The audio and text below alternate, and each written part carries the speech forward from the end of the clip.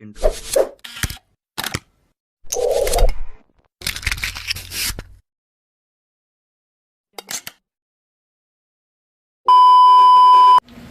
Okay, so this time we will now discuss the topic of solving for the resultant of a forces in space. So ito naman, yung principle niya is the same as do sa unang part ng ating mga lessons. So anong nangyari lang dito, madadagdagan ka lang ng panibagong component, which is the z forces. So again, the formula for that, the resultant, so di ba yan ay equals lang sa square root of before, summation of all x forces and then squared plus summation of all forces y squared. So this time, since space forces in space na yan, madadagdagang alang ng z forces or the summation of all forces in z direction and then squared. Okay? So aside from this, para makuha mo yung angle niya, so, nadagdagan ka lang ng tatlo. Pero itong tatlong equation naman to, magkaamukha lang naman sila. Ano?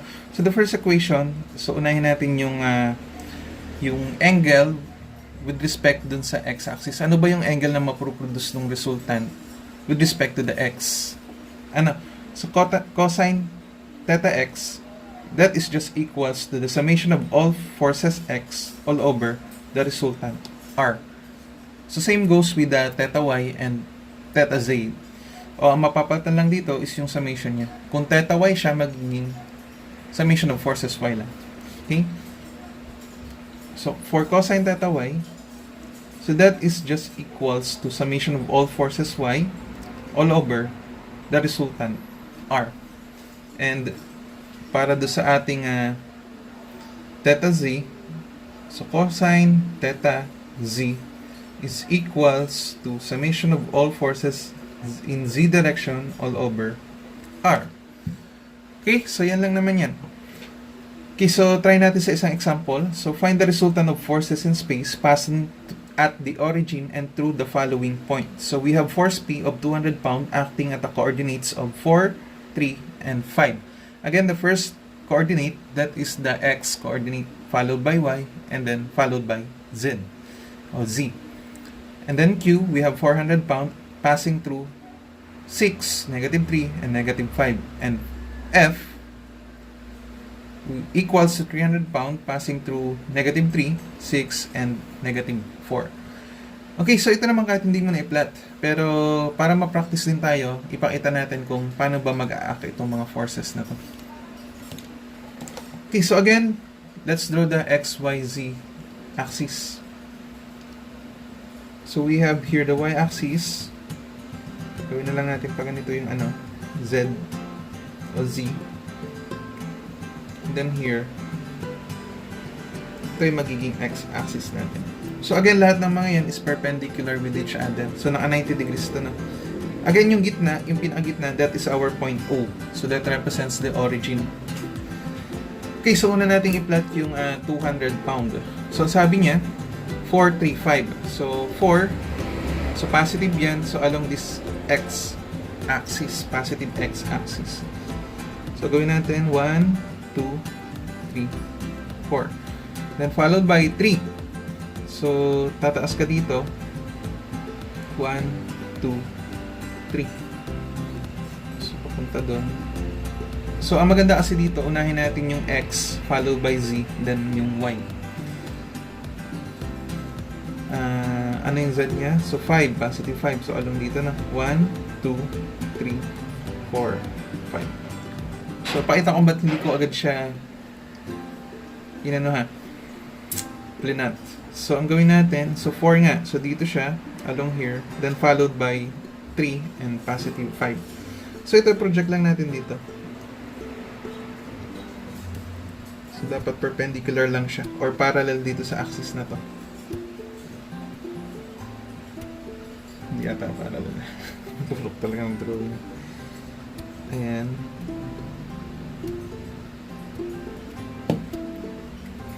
Okay. So ito, this is equals to 4. Tama? And then ito, so ano lang naman yan, parallel dito. And same length. So this is 5. And then dapat ito kasing taas nun. So let's say here. And the height is 3. So 3. Okay, so nandito yung iyong point P. So lagay natin yung coordinates yan. 4, 3, 5. Okay? So connect natin. So therefore this will be the direction of your force P, which is equals to 200 pound. Okay, so ganun lang na. So next, this time for force Q. So we have 6. So madagdagan lang to ng dalawa. 6.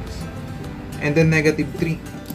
So this is positive, so papunta sa kabila.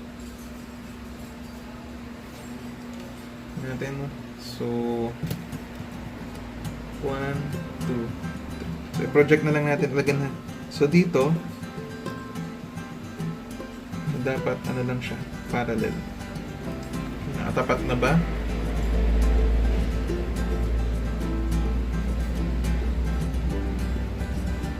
Okay, so again, ano nga to? So this is negative 3.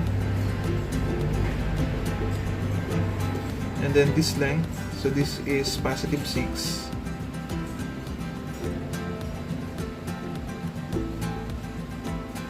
And then yung y niya, negative 5. So, papunta sa ilalim. So, bababa dito. So, 1, 2, 3. Dapat kasi taas lang yan. So,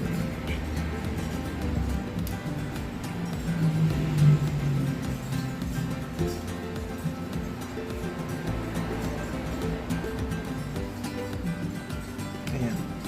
So this will be our point Q. So ano lang natin yun. So ang coordinate niya is 6, negative 3, and negative 5. So again, connect mo lang.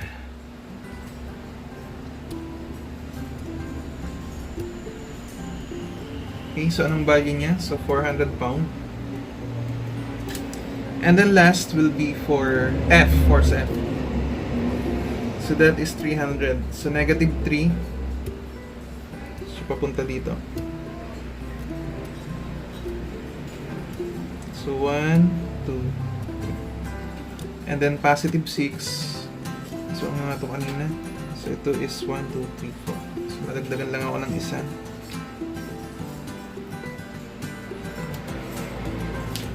So negative 3.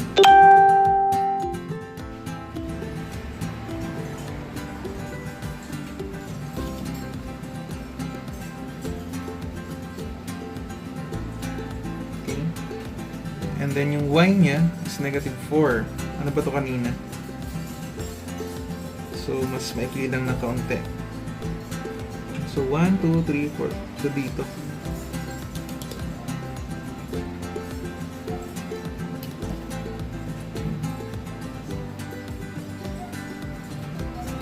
Okay na to. Hindi rin naman natin gagamitin. Pinaita lang natin, ano? Pero ito naman, pwedeng diretsyong calculate na or gawin natin para mas ma-organize yung solution natin. Gagawa natin ng table. Ano?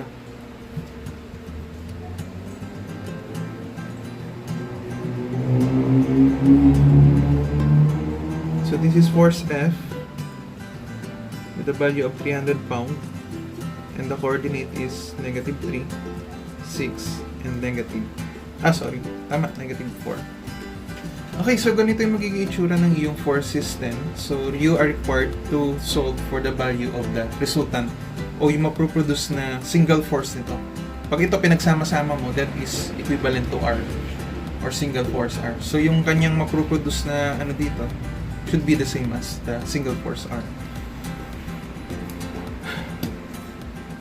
Okay, so ang gawin natin, gawa tayo ng table. So dito sa first column, ilalagay ko dito yung force o yung value ng forces natin. Next will be the coordinates. So lagay ko dito, this is X, this is Y, and this is Z. So, ang sunod na column, ilalagay ko yung distance D. O ito yung space diagonal niya. Ano? So, ang formula natin for D. So, D is equals to square root lang ng x squared plus y squared plus z squared.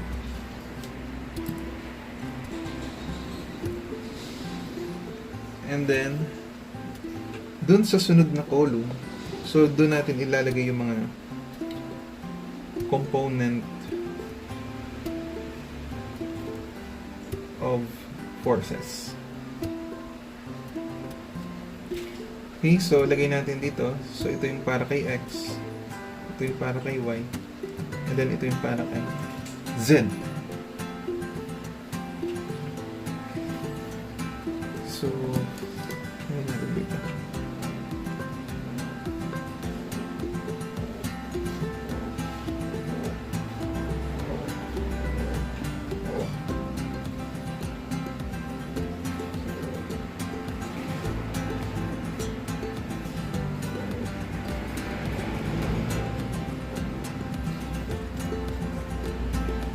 Okay, so we have here force P.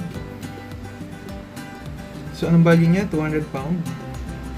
And we have Q. 400 pound.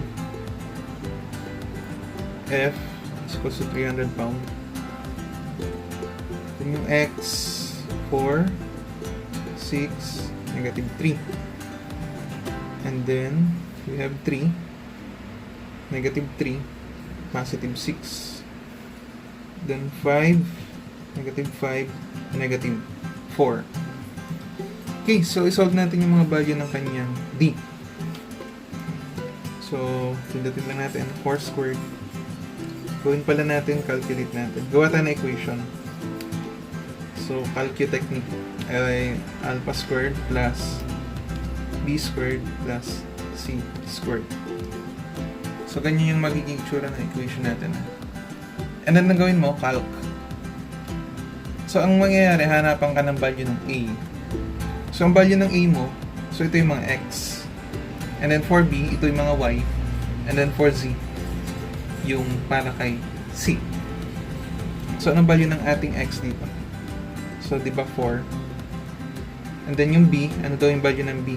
Gawin natin 3. And then, Z, o C, that will be 5. So, equals mo lang. So, ang mangyayari dito, that is 5 square root of 2.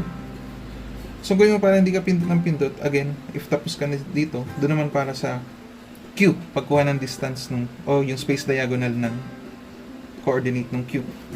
So, calc mo lang ulit. So, 6, negative 3, negative 5. So, that is square root of 70.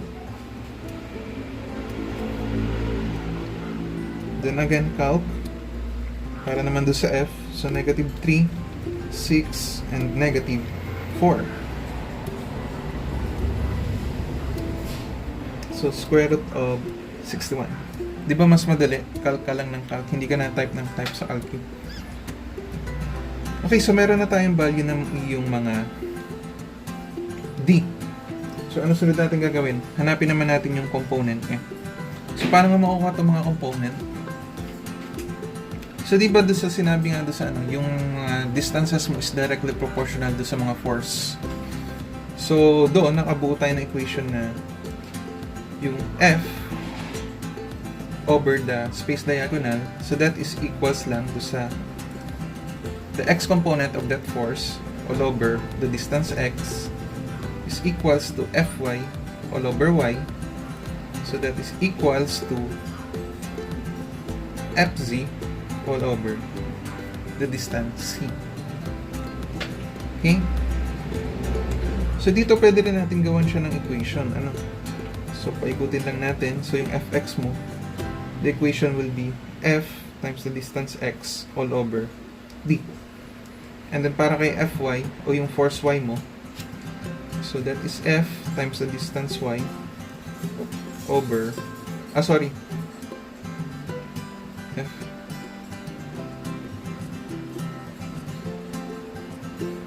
tama, F times y over D. So tama. And then para sa Z, so that is F times the distance Z all over D. So gawan lang natin. So ito ang gagawin ko, yung mga forces mo that will be sa ating calcu, papangalanan ko siya as A. And then yung mga distance mo, yung X, that will be B. And yung ilalim, so siya ay magiging C.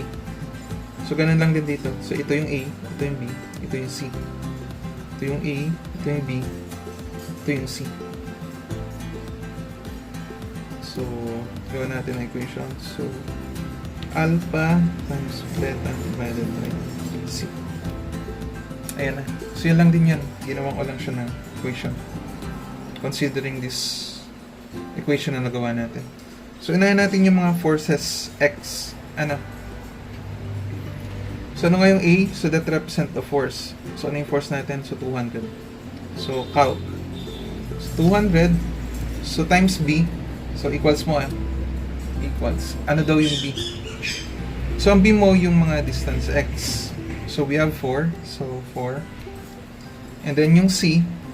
So, that is the distance o yung space diagonal. So, 5 square root of 2. So, equals mo lang ulit. So, ito daw is equals sa 80 square root of 2. Okay, so kalka lang ulit para namang ay force Q. So ano yung force mo? 400. So yung B is 6. And then yung C is the space diagonal, square root of 7.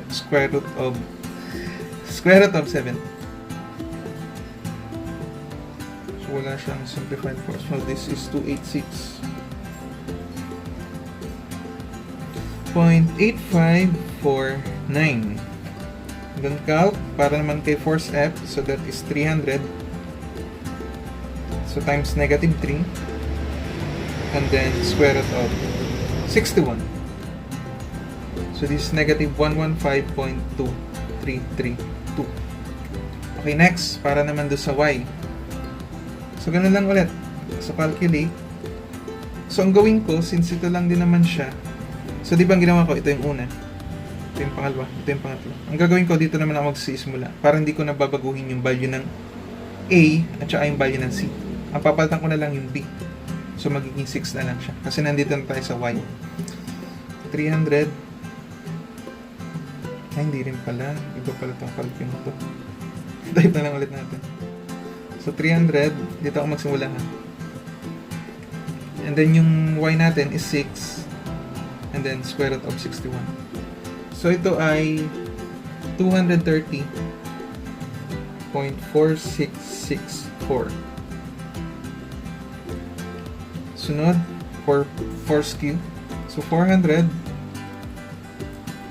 So negative 3. Then square. Oh, sorry.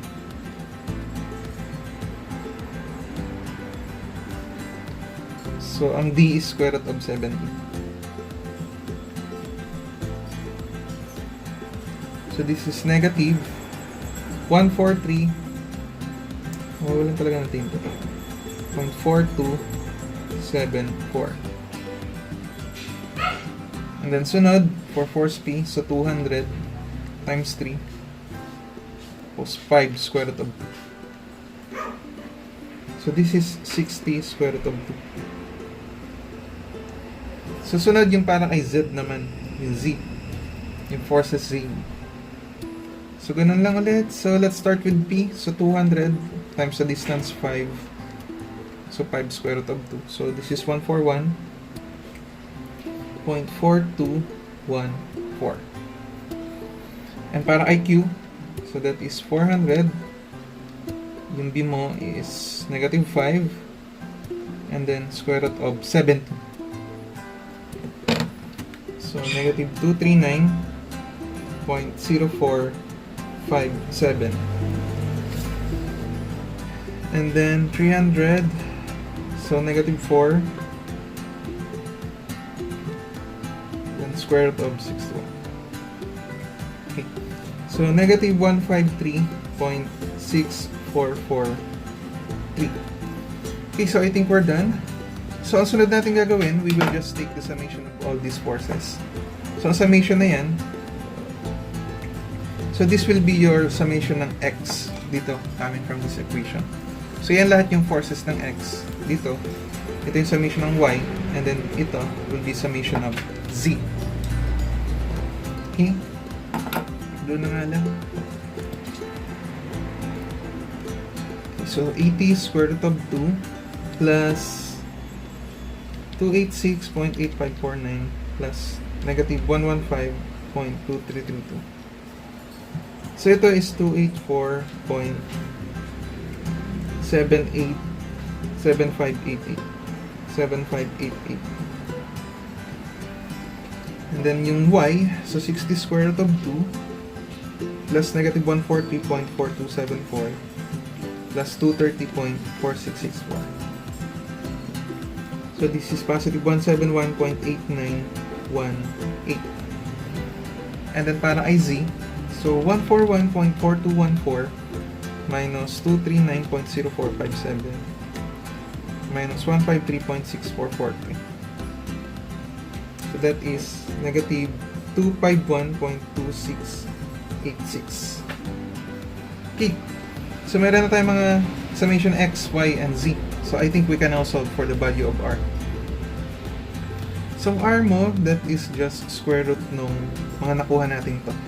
So square root of 284.7588 squared plus 171.8918 squared, then plus negative 251.2686 squared.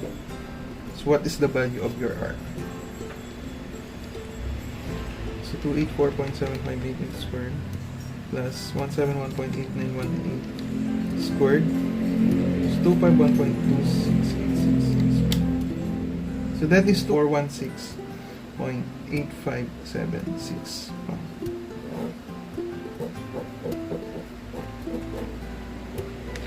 Okay, so this is your answer. So next, hanapin na rin natin yung mga value ng kanyang angle o yung angle of inclination with respect to the respective axis. Okay, so unahin natin yung theta x. So cosine of theta x is equals to summation of x 284.7588 over 416.8576. So that is our cosine of 284.7588 over 416.8576. So this is 46.913 degrees. Then yung y, so diretso na natin our cosine of 171.8918 over 416.8576.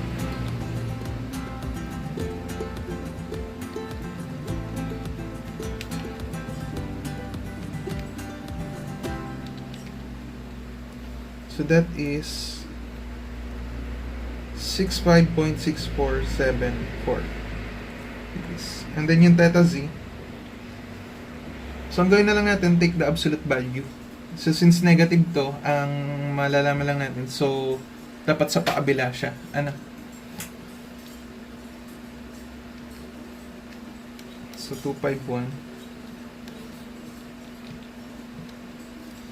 Okay, so this is our cosine of 251.2686 over 416.8576. So theta z is 52.9316 degrees. Okay, so ito yung magiging sagot. So this is your final answers.